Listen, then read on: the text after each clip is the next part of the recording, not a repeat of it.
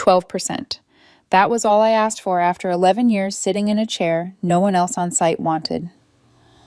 My name is Lila Park, 42 years old, site safety, and project handover manager at SunHawk Energy. The name sounded heroic, as if each of us had wings. But my work never made it into glossy reports or glowing press releases. It only appeared when blood spread on concrete, when OSHA showed up with fines, or when a family got the news no one wants. And for more than a decade under my watch, that never happened. So when I sat in a glass-walled conference room under the Austin sun across from Bradley Kincaid, CEO of SunHawk, and said clearly, "I'm asking for a 12% raise," he laughed. Not the polite kind that breaks the tension. A rough, broken engine laugh that rattled the glass walls and clawed through my head like metal scraping steel. He threw his head back, shoulders, shaking the red tie on his chest, swinging like a torn flag in a storm. 12%. He repeated it slowly, like I had misread a utility bill. Lila safety is just a checklist. Anyone can do it. I didn't react. My hands pressed firmly against the steel clipboard resting on my lap. Its corner was dented back in 2017 when a board slipped from scaffolding and nearly struck my head. That dent saved me. And it had stayed with me ever since, more loyal than any Employee of the Month plaque. I opened the folder in front of me. The last page read in bold, 0 incidents, 24 months. Charts data, every piece of proof I had stacked up. My voice came steady, calmer than I expected. 7 projects delivered on schedule. Pecos Ridge avoided a $1.2 million penalty. Bradley didn't even glance down. He waved his hand like brushing off a fly. You did that because it's your job. Don't confuse responsibility with achievement. There's nothing special about it. I could hire anyone else tomorrow. I shut the folder. The hard click rang out like a slap across the silence. I didn't argue. I didn't beg. I knew too well that with men like Bradley, every word I spoke would turn into proof that I was too emotional or unprofessional. In my head, I let the sarcasm settle where he couldn't hear it. A man who's never worn a safety vest, never breathed cement dust under a 110-degree sun, believes he knows the value of human life. But I swallowed it down. Sometimes the sharpest sarcasm is silence. I stood. The chair scraped briefly across the stone floor, a sound like cutting ties. Bradley watched lips curling into that familiar half-smile. I'd seen it 100 times when he signed contracts, cut ribbons, or escorted another employee out. Smug with a touch of pity. The kind of look that says, "Poor fool who doesn't understand how the world works." I tucked the clipboard under my arm and walked out. The conference room door closed behind me, quiet as a final breath. No slam, no drama. But the silence that followed was the loudest sound of all. The hallway stretched long and gleaming, my reflection sharp on the polished floor. I passed the framed photos of SunHawk's triumphs, solar arrays, glowing wind turbines piercing the sky. In every picture, Bradley stood in the center, smiling widely in a flawless suit. My own eyes weren't there. And for the first time, I felt relief knowing that was about to change. The elevator carried me down. In the mirror, I saw my face, no longer the loyal employee hoping to be remembered, but someone staring straight at the truth. I wasn't shaking. I wasn't afraid. I knew this silence wasn't defeat. It was the first breath outside that glass room. And if you've read this far, let me ask, have you ever been laughed at for asking only what you deserved? Tell me in the comments where you're watching from. Loud New York, scorching Dallas, or some cramped cubicle that looks too much like mine back then. If this story strikes a chord, remember, silence isn't surrender. Sometimes it's the first signal of resistance, and the rest, let the wind take care of it. I walked out of Bradley Kincaid's conference room without looking back, but down the long hallway I could still hear his laughter trailing after me. Inside it echoed like a bell, tolling the end of a chapter. Yet when I stepped into the elevator and caught my reflection in the mirror, my eyes darkened. In that instant, 11 years of work came flooding back, crowding in like a film playing in reverse. 11 years ago, I first set foot at SunHawk when they were still raising their first wind turbines on the outskirts of Austin. I was 31, never imagining my life would revolve around keeping people intact after every shift. That first day, I was on site at 5:30 in the morning. The sky was still purple, the air thick with weeds and diesel fumes. I walked the perimeter, checked the dangling harnesses, and wrote down every detail. They laughed at me, called me the clipboard girl, and said I was too strict for making workers pull their straps so tight they left marks on their shoulders. But a few weeks later, when a strong gust knocked over a scaffold ladder, those very straps stopped a young electrician from crashing 3 stories to the ground. I remember his eyes wild with panic, then slowly softening when he realized he was still alive. From that day on, Clipboard Girl became something else, a reminder that sometimes strictness is salvation. The first year accidents dropped 40%. By the third year, 0. I never thought of it as my personal victory, but as the team's. Still deep down, I knew I was the one who had yelled, checked, signed, and walked the site more than anyone to reach that number. Then came Pecos Ridge, the biggest project back then. Thousands of solar panels spread across the hills like giant mirrors reflecting the sky. Tight budget-crushing deadlines every day, stretched like a wire ready to snap. One mishap, even a minor accident, and the state would fine us millions. I lived on cold coffee and hurried sandwiches for 6 months. Some nights I sat on wooden crates at midnight, clipboard in hand, combing through every item. I lost count of how many times I dozed off in the truck, gloves on the seat beside me, my mother's photo tucked into my jacket pocket. In that photo, she sat on the porch, smiling gently. She used to ask, "You keep everyone else safe, but who keeps you safe?" I always brushed it off, saying I was fine. But every time the wind howled through those turbines and I stood alone in the empty site, her question echoed louder in my head. Pecos Ridge was delivered on time with no accidents, and most importantly, it avoided a $1.2 million fine thanks to the safety standards I enforced. It should have been a career milestone. But when SunHawk's internal paper came out, the cover photo was Bradley Kincaid, shaking hands with the mayor, wind turbines glittering in the background. I was there too small, blurred, fading at the edge of the frame with no caption.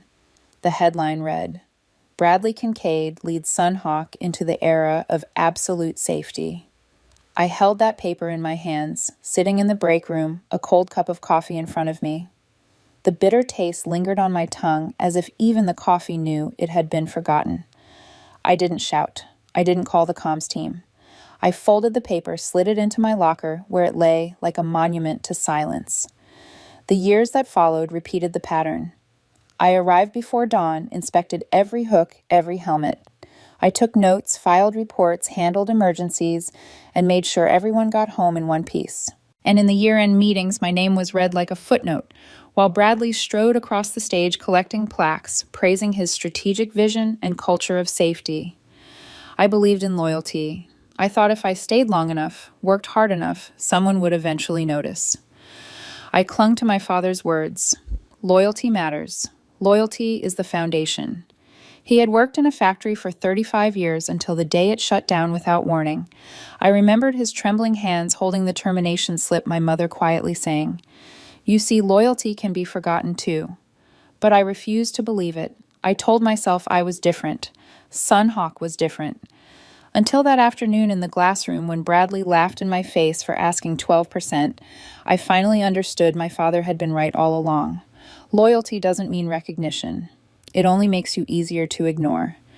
As I stood in the empty hallway, dented clipboard tucked under my arm, the truth hit me sharp and clear. For 11 years, I had chained myself to a blind belief, and it had just been shattered by a single laugh. That night, I sat alone in my small South Austin apartment.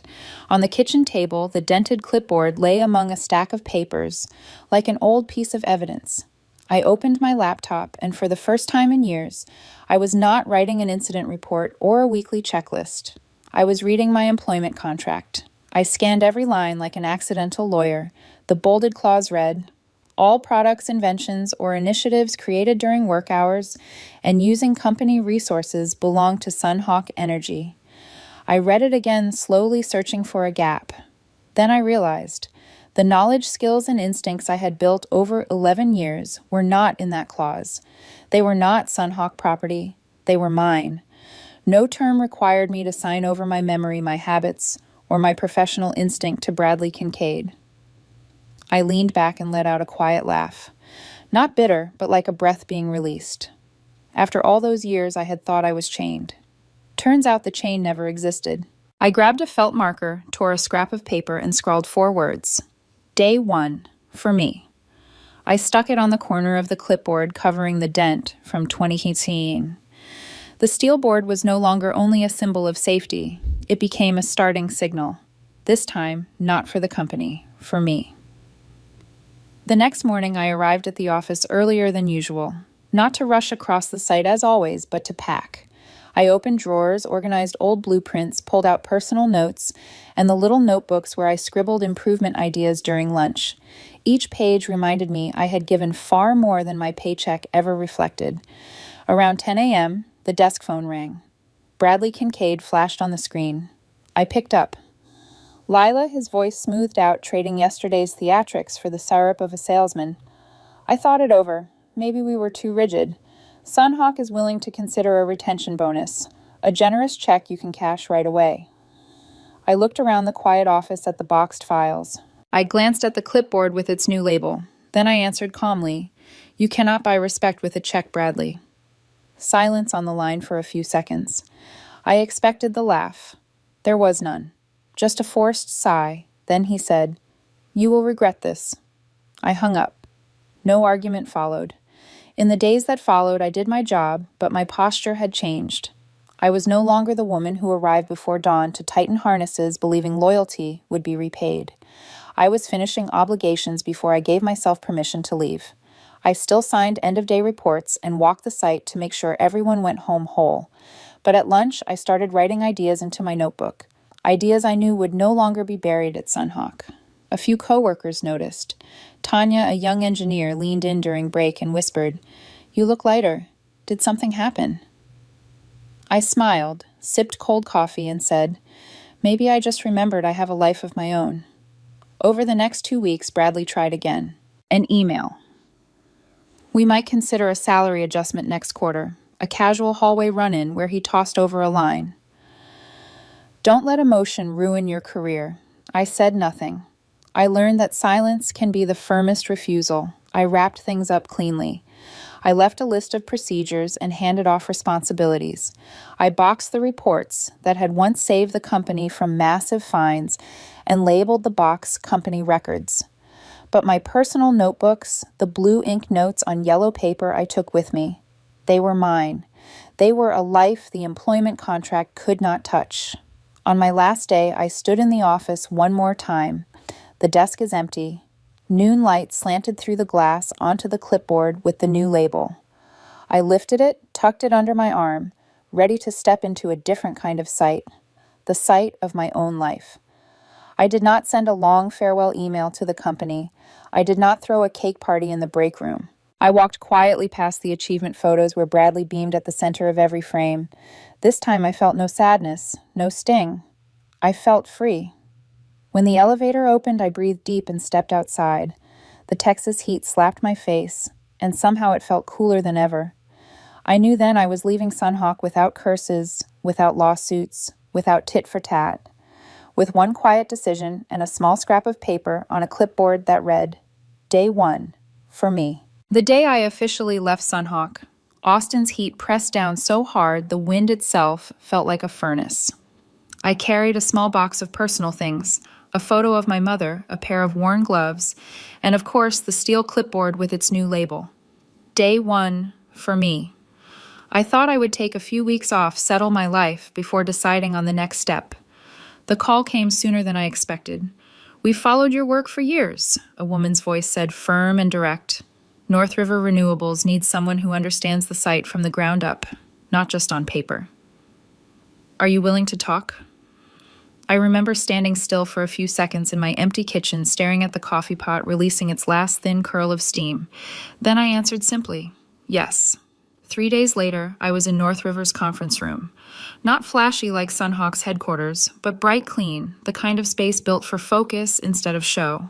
Across from me sat Marina Cortez, COO of North River, a Cuban-American woman in her 50s with hair pinned tight, sharp dark eyes, and a voice that carried the weight of years in the field. She flipped through my file, then looked up. "Lila. Anyone can recite OSHA regulations. Anyone can run a checklist. What makes you different?" The question drilled straight into me. I thought of those 5:30 mornings flashlights cutting through half dark, the smell of sweat and steel. I answered, a checklist doesn't live in Excel. It lives in a habit. I teach my crews to see harnesses not as a formality, but as instinct, and I lock the grid connection schedule before we even raise the first panel. Marina nodded slowly, a hint of a smile. Not Bradley's mocking grin, but the smile of someone who has found the right piece for the puzzle. What do you want at North River? She asked. I met her eyes. I want my name tied to my work. I want responsibility to come with authority, not disappear behind another CEO's back. No laughter, no dismissal. Marina closed the file and extended her hand. Base salary 2.4 times your old one. Signing bonus. Your own crew full authority to implement. If you agree, start next week. I shook her hand. Firm, no wasted gesture. In that moment, I thought of every Christmas Bradley sent me a $10 Starbucks voucher with a copy-paste note. Thanks for your contribution. And now, in 10 minutes, Marina had given me what Bradley never intended to, control over a project. That night, I sat on my balcony watching Austin's streets glow. The clipboard lay on the table, its label catching the yellow light. Day 1 for me. I sipped a Lone Star beer and thought, this is the real beginning. The next days, I threw myself into preparation. North River's safety files were a mess. Disjointed processes, inconsistent data. I realized I had a whole field to plant from scratch. Marina didn't micromanage. She only said, show me the difference you talked about. I started small. The morning meeting. Not in a closed room, but out on site under the punishing sun. I handed the clipboard to each worker, made them tick their own checklist in front of me. Nothing belongs in Excel if it doesn't first live in your routine, I said. The workers looked puzzled. At first, then slowly nodded. At night, I redesigned the entire commissioning process. Instead of waiting until the last day to run the full system, I broke it into steps, locking the grid schedule before installing the first panel. It made the early phase harder, but in the long run, it cut risk and saved millions if anything failed. Every night I came home late, set the clipboard on the table, and typed notes into my phone. Day 1 isn't finished. Tomorrow continues. But this fatigue was not like before. It wasn't invisible exhaustion. It was the ache of growth like muscles after heavy training. Painful, but proof of strength. One evening, Marina stopped by my office scanning the progress charts covering the wall.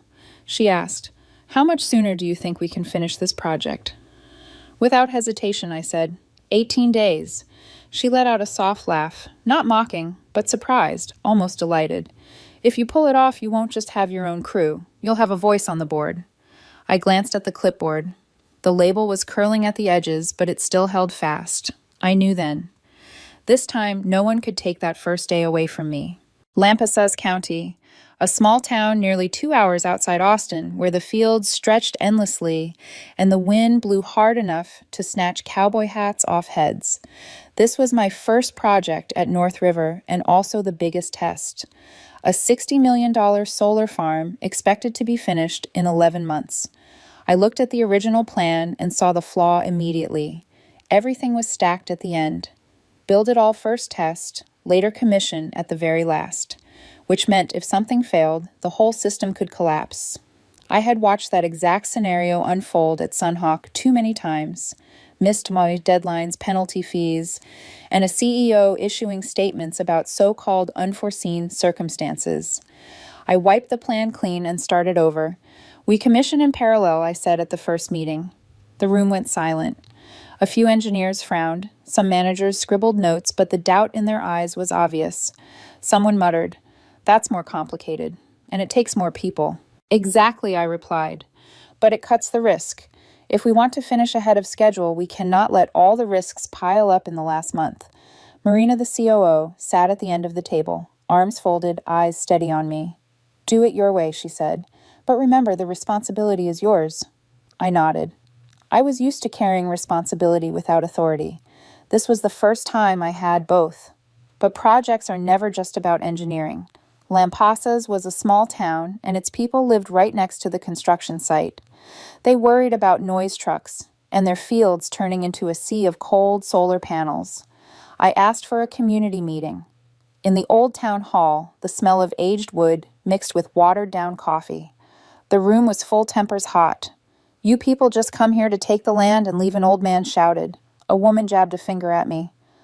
"My kids' soccer field will be abandoned. That's the only place they play after school." I didn't argue.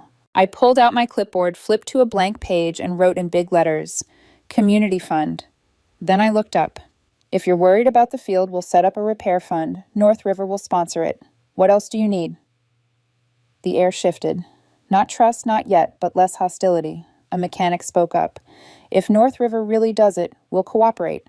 But we want it in writing." "Of course," I said. 3 weeks later, a new notice hung at the soccer field. North River Community Fund. Renovations begin next month. Kids chased a worn ball across the grass, and townspeople started showing up at the site not to protest but to bring pastries and coffee for the crew. Meanwhile, I rolled out phased commissioning. When the first row of posts went up, we tested the circuit. By the time the 1,000th panel was mounted, we already had production data.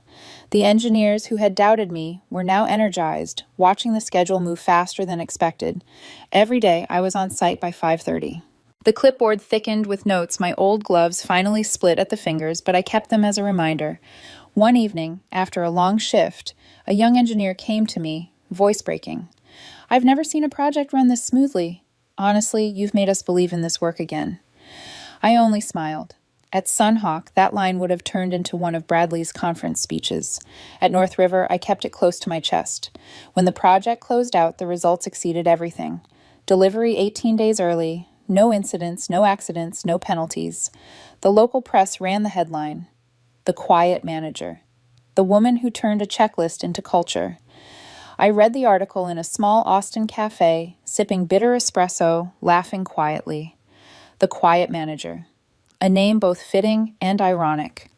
I had stayed silent for 11 years at SunHawk, and now silence had become my brand. And Bradley. I wasn't one to stalk LinkedIn, but one afternoon a notification popped up. Bradley Kincaid shared a post. "Some people leave because they can't handle the pressure. SunHawk is only for those with true grit." Below it, a line of comments. "Leadership. From people who had never set foot on a site." I smirked and closed the app. I didn't need to answer, because that very day, North River's official report went out. Lampasas County project, $60 million. Completed ahead of schedule, 0 overruns. My silence was the strongest reply. No status updates, no speeches. The results spoke for themselves. On handover night, I returned to the town's soccer field. The new lights blazed, kids shouted the ball, arced high, then dropped onto the fresh grass. A woman recognized me, hurried over, and shook my hand. "We didn't think North River would keep its word." "Thank you." I nodded. "It's nothing, just part of the project." But inside I knew. This was more than a project. This was my first victory after 11 years of being sidelined, and it was only the beginning. Sweetwater Flats. The name alone sounded peaceful, but in the daily reports sent to the Energy Commission, it was a nightmare. An $85 million project SunHawk had promised to deliver before summer was already 4 months behind. And then one July afternoon, the name Sweetwater Flats became tied to an accident no PowerPoint slide could ever hide. An arc flash exploded inside the main switchgear. A 26-year-old electrician was rushed to the hospital, his face burned, both arms wrapped in white gauze. News spread faster than any internal email. Within hours, photos of a charred safety vest were everywhere on worker Facebook groups. But on LinkedIn, SunHawk CEO Bradley Kincaid's post glowed bright. "We're making great strides at Sweetwater Flats, leading the way in renewable energy. No mention of the accident. No mention of the man." I wasn't surprised. I had seen him do it before. Erase shift, blame, reframe. But this time, the thin web of lies couldn't hold. A week later, independent auditors arrived. They compared SunHawk's OSHA submissions to local hospital records. The numbers didn't match. The official report said, 0 lost time incidents, 36 months. The hospital records showed 3 serious injuries in just 1 year. The press smelled blood. A Dallas Morning News journalist asked the obvious.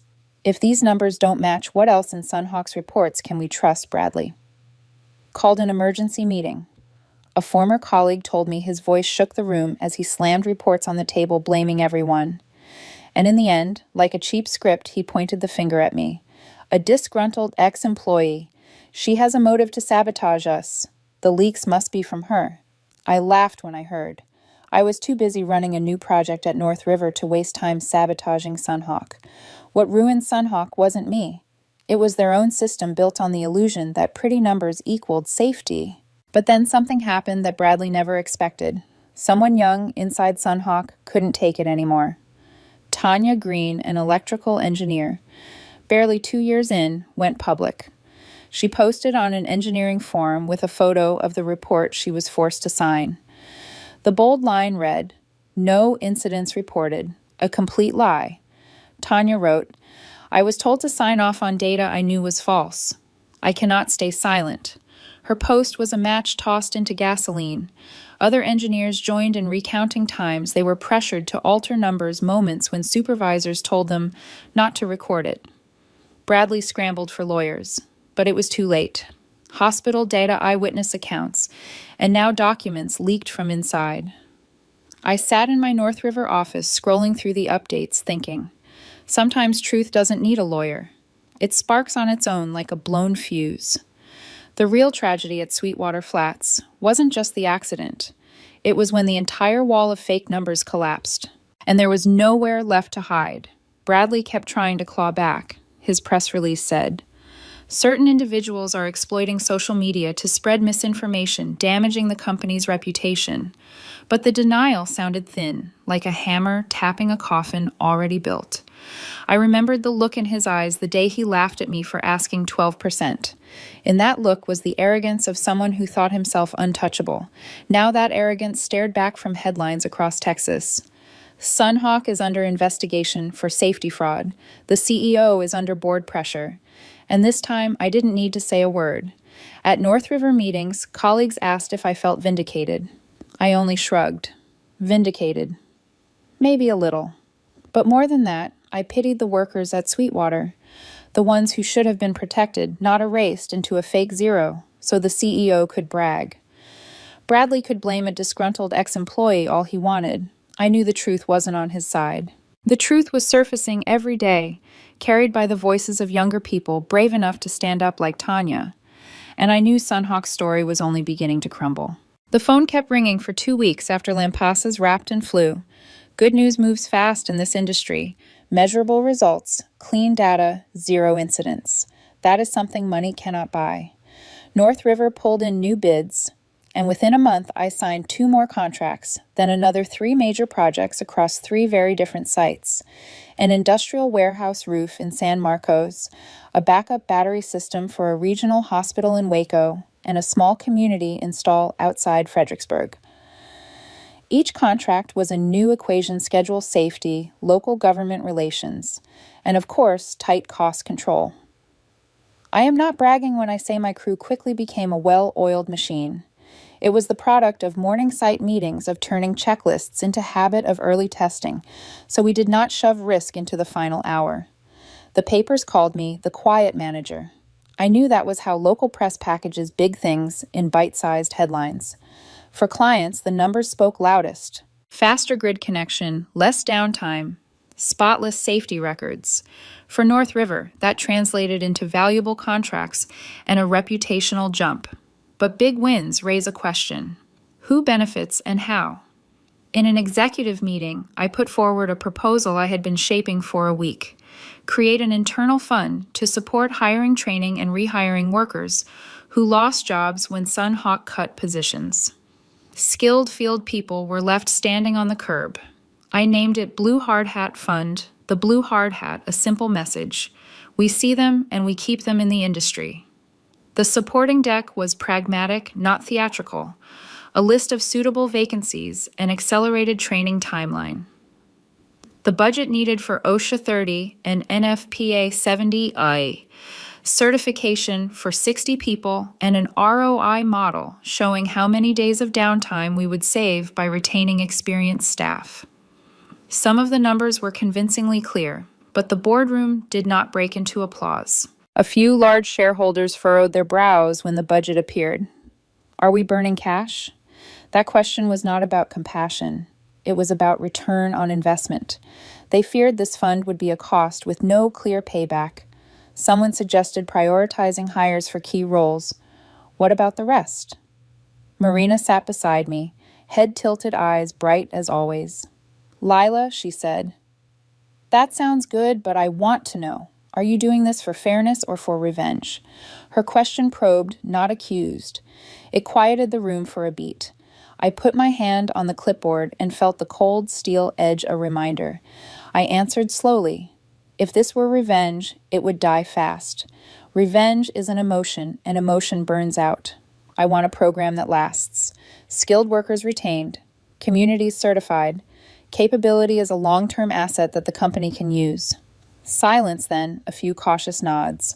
The board approved a pilot. Certification for 60 people priority, given to SunHawk field workers, plus relocation support and 2 months of wage assistance if needed. Not a huge line item, but for 60 families, it meant the difference between prolonged unemployment and a chance to restart. I thought of Joe Ramirez. Joe is in his 40s, sun-browned, once a foreman on inverter teams. He arrived early for years with a worn thermos and a sandwich. When recruitment opened, he stood at the back of the line, hands shaking, holding his application, afraid someone would dismiss him. The day we called him, he held his OSHA 30 card with red eyes. I thought I was invisible, he whispered. But today you made me feel visible. His voice broke plain and honest, like a man who had lived his life in the hum of machines. I could not stop the tears, but I would not show weakness in front of the crew. The first certification ceremony was filmed by the local station. Images of Joe Tanya and others clutching cards, smiles shy and real, created a ripple of community pride. Clients started calling to congratulate us. They saw social value paired with technical competence. Oddly, clients paid more for that peace of mind. Not everything was smooth. Some shareholders kept calling the fund a cash-burning cash. That phrase was repeated in the financial report meeting. An old manager whispered, Lila is doing politics more than management. I expected those words. Any action with human depth invites criticism from people who only read spreadsheets. One afternoon, after a long site inspection, Marina called me into her office. She closed the door, poured a black coffee, and said straight, people will try to make you look weak. They will call this PR or exploitation. Are you ready for that? I thought about Joe, about workers who called in tears when SunHawk cut them loose in the rainy season, about Tanya, who risked her job to expose forced edits. I said, I am ready. If being called a politician is the cost, let them call it. I will answer with the results. When this team performs, when data shows downtime down, when clients are satisfied, the barbs will fade. Marina nodded. Eyes both sad and proud. That is the answer I wanted to hear. Blue Hard Hat Fund was more than certificates. We partnered with training centers to ensure hands-on curriculum. We set up mentoring with experienced crews guiding younger workers. We created priority interview channels for North River partners. The payoff was not instant, but it was real. In 2 months, we filled 40% of technical openings from funded applicants. In 6 months, average repair time in operations dropped 12%. Those numbers did more than boost performance. They turn trust into charts. Some will say this is PR. I will own that, but do not forget PR is the start. Sustained responsibility proves value. When Joe told me we are not invisible, he meant more than a card. He meant being part of the decision chain, being called a resource, not a cost. It is a quiet rebirth, but deep. And amid it all, when I crouch to check a ground connection at a small substation, the clipboard stays with me. The day one for me, label has worn at the corner, but remains. It reminds me that decision and duty must travel together. This is not personal revenge. This is fairness made durable by systems, by numbers, by real schedules. If someone wants to call it revenge, I will smile. Revenge fades. Fairness, if tended, endures. Late summer in Texas. The heat of the day had softened, but the humidity clung heavy on the blacktop of North River's parking lot. I slowed my steps, sensing someone waiting, and I was right. Bradley Kincaid stood there leaning against a metal light pole. The suit that once graced magazine covers sagged at the shoulders. His tie, crooked sweat stains, spreading under his arms. The face that had once screamed confident CEO now looked like a man wrecked by a storm clinging to whatever scraps remained. I stopped a few paces away. His fists clenched, his voice rasped. 300 families lost their jobs because of you. The words fell like a stone but vanished into the air. I breathed steadily, eyes unblinking. Not because of me, because of you. Bradley jerked his chin, forcing a smile, but it trembled on his lips. I went on slow and deliberate, like reading a hazard sign. You thought a clipboard was useless. You believed IPO spreadsheets could save lives. Now you see. Those spreadsheets saved nothing. The wind kicked dust across the lot from the new site across the road. In the distance, turbines turned their blades, slicing the air with a low hiss. That sound carried the weight of silence. Bradley stepped closer, eyes bloodshot, his breath sour with old coffee and failure. You think you're noble. You think you brought down a company. SunHawk died because of you. I held his gaze. No, it died because of you. Because you built it on fake numbers. Because you thought safety was just boxes to tick. A company like that doesn't need me to destroy it. It collapses on its own. His hand shook as he pointed at me. People will think you did this for revenge. I set my car keys lightly on the roof, then looked back at him. If this were only revenge, I would have stopped long ago. I wouldn't have built a fund for the workers. I wouldn't have carried OSHA files in myself. This isn't revenge. This is the right system. And the right system will stand longer than any speech you ever gave. He froze. His lips moved, but no words came. A hard gust swept across the lot, yanking his red tie like a shredded flag. That tie he once flaunted in boardrooms now whipped in the wind, a relic of a fallen era. I stood still, letting nature finish what I didn't need to. Bradley lowered his head, his voice cracking into a ragged breath. I thought I was untouchable. You thought wrong, I said. In that moment, there was no winner, no loser. Everything spoke for itself. I opened my car door, set the clipboard on the passenger seat. The engine roared, swallowing the silence. Through the glass, I saw Bradley still standing. Shoulders slumped, his shadow stretching long like a period at the end of a sentence. As I drove off, the turbines kept turning, catching the blood-red sunset. Each rotation struck like a drumbeat, closing a chapter. That night, back in my small apartment, I opened my worn leather notebook. I didn't write much, only one line. Sometimes the loudest declaration isn't spoken. It's silence timed, just right. I closed the book and let the night wind through the window, carry it away like the final punctuation mark. The ribbon cutting came faster than I expected. The little town buzzed with energy, a red strip stretched across rows of solar panels, glittering under the sun. Plastic chairs lined neatly in rows, local officials, reporters, and the workers' families all gathered. Children darted around. Eyes bright because their parents had jobs again, reasons to be proud again. I stepped onto the simple wooden stage. No banners, no slogans. Just a microphone, a few bunches of wildflowers, and the dented clipboard I placed carefully in front of me. It was worn, its steel edges bent, scratches scattered across the surface. Some people in the crowd looked surprised. They had expected me to hold a crisp new report, not a battered piece of metal. But to me, this wasn't a prop. It was proof. I laid my hand on it, drew a long breath, and spoke. People think silence means submission. But for me, silence was how I measured each day until freedom. I didn't need to argue with laughter. I let the grid connection speak for me. Every number, today, every turbine, turning, every light flicking on in your homes, that is the clearest answer. The crowd fell quiet for a moment, then clapped. Not thunderous applause, but steady, solid, like the heartbeat of a group that understood. I didn't need to say more. The ribbon was cut. Cameras flashed. But while everyone's eyes turned to the red strip, I pulled the clipboard closer. The same board that once saved me from a falling plank was now saving my career, reminding me that value isn't in someone else's words. It's in the patient scars you carry with you. That night, back in my small Austin apartment, I hung up my safety vest, set aside my dust-covered boots, and stepped onto the balcony. In the corner sat a small cactus still green. My mother had sent it from El Paso, telling me this plant was like me. It endures the sun, survives the drought, and keeps on living. I poured in a little water, breathing in the earthy scent of damp soil. The city hummed in the distance. But in my apartment, it was only me and the cactus wrapped in a rare calm. I realized then that 11 years of being overlooked, laughed at, and erased from reports had led me here. A small balcony, an old clipboard, and the relief of owing no one an explanation.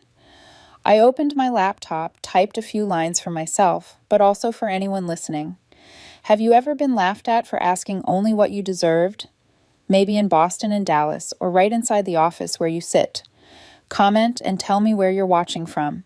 I want to know if this story reached you, reminded you that you're not invisible. And if you believe silence is stronger than 1,000 angry posts, hit subscribe. It costs nothing. But for me, it's like a hot cup of coffee keeping me awake so I can tell you more of these American workplace tragedies where sometimes one arrogant smirk is enough to set off an entirely new life. I hit save and closed the laptop. Outside, the wind swept through the trees, carrying the warmth of a chapter closing. I sat still, letting silence once again speak for me.